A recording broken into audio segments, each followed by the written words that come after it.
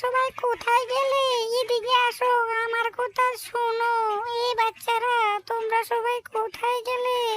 এদিকে আসো, আমার কথা শোনো। তোমাদের সঙ্গে আমার জরুরি কথা আছে। শোনো, এখানে শিয়াল মামা আসবে তোমাদেরকে খেয়ে ফেলতে। আমি কিছুক্ষণের জন্য খাবার খুঁজতে যাব।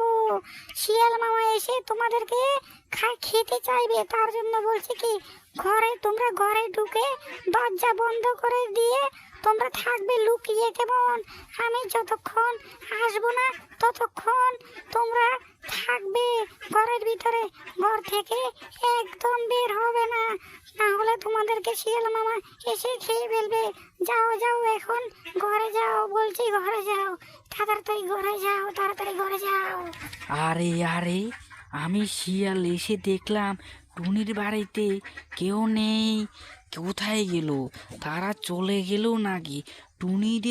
টুনির বাচ্চাগুলোকে ভাবলাম আজকে আমি খেয়ে ফেলবো, কিন্তু টুনি তো হয়তো বুঝে গেছে ছানাগুলো বোধহয় লুকিয়ে গেল। না হলে ছানাগুলো কোথায় যাবে আমি তো সে কথাই বুঝতে পারছি না। আমার আজকে ভাবলাম টুনির বাচ্চাদের আমি খেয়ে আজকে আমার পেট সেবা দিব, কিন্তু পারলাম না। কি বুদ্ধি!